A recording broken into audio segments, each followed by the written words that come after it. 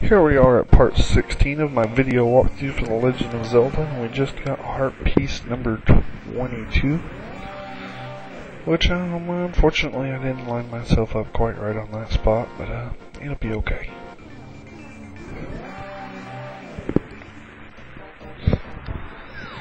Heading back through the Swamp of Misery, I think I got my 2 heart containers. About all there is to get, and I want to head into this middle spot here, and we got to use the ether medallion on the little spot where it shows the picture of the ether medallion.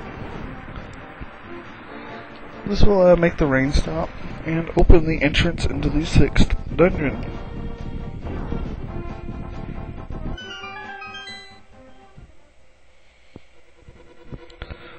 Alright, I really don't like this place. It's a huge, confusing mess. Like, I didn't even end up going into all the rooms. I really wanted to, but I just couldn't see any reason why.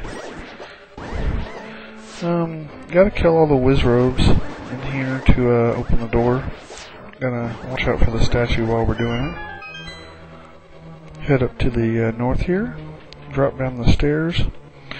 One of our first primary concerns in this dungeon is getting some keys, because we really just don't have any. And at some point we're also going to need to hit a crystal to flip the colored switch. Just working our way north here. Across this bridge, and we now get our first key. Alright. I tried to find a path through this dungeon that was pretty fluid, but it's tricky to do sometimes. This room, we got another key. Gonna want to head to the north here. Go across the bridge.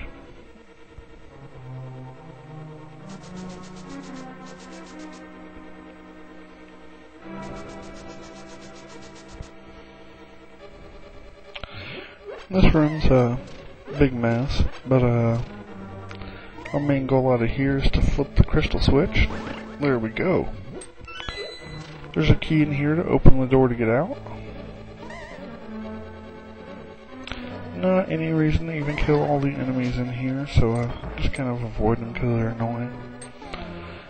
Here we got a spike pit to cross, which the staff does an excellent job of protecting us. Head back to the south here, then head to the east. Now we're back in this central room area. Now that we've flipped the crystal switch, we can grab another key from the skull here. And then we're going to want to head to the left through the bottom door. Head left again.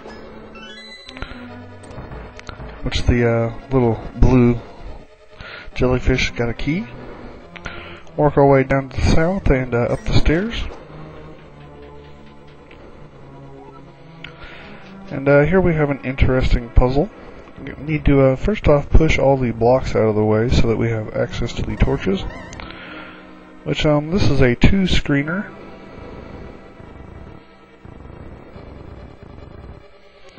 Alright. Whip out the old lantern and light the 4 torches across the 2 screens, which yes, that does work, even though in most places it probably wouldn't. There we go. This is also one of the longest secret passage opening parts of the game.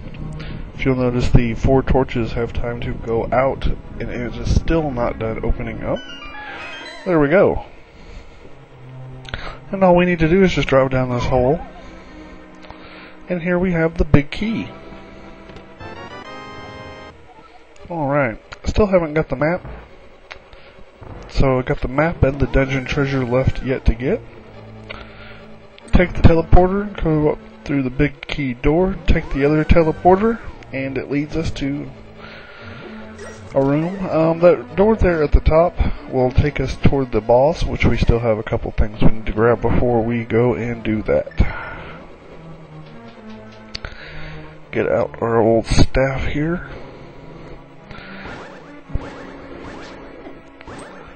Darn annoying enemies.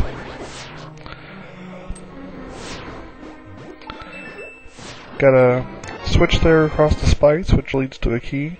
And now that we've flipped the switch, we can open up this chest and get the map. Use our key on the door here. And we're going to want to head down back toward the entrance of the dungeon.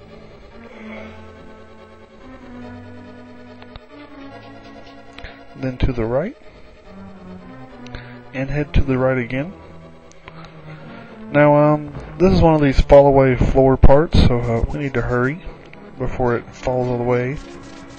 And here we have the dungeon treasure, the Cane of Samaria.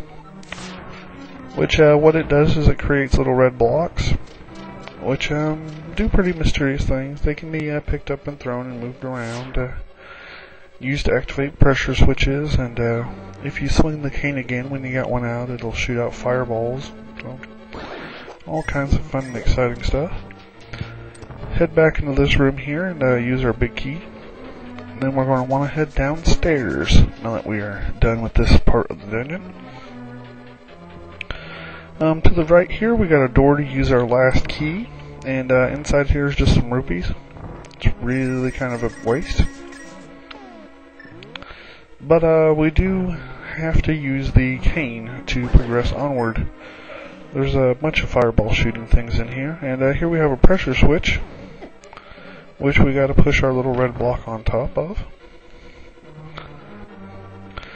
Got another dark room here. It's like a skeleton and a bubble, and I don't know, nothing really to worry about.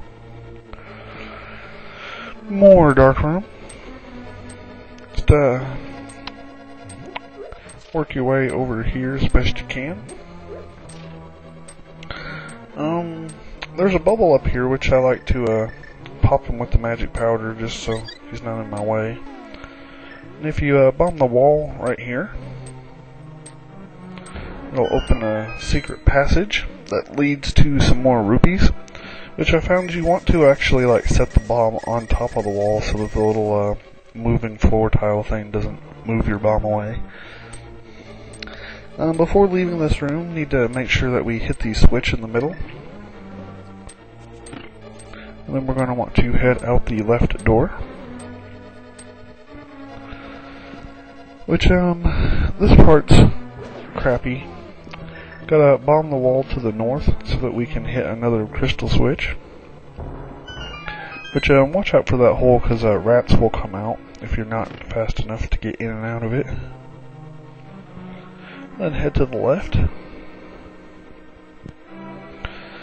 And here our primary goal is just to hit the crystal switch at the top, and then go up the stairs. There's slimes that'll just randomly fall from the ceiling.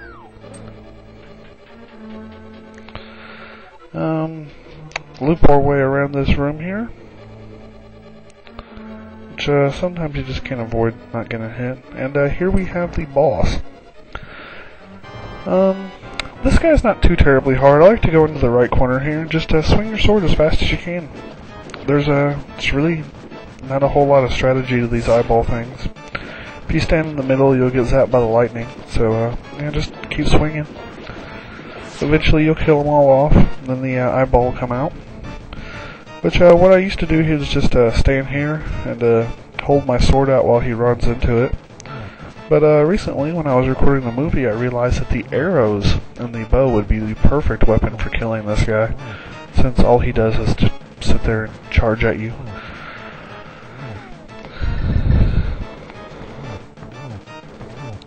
And there we go. Grab our heart, grab our crystal, and we're done.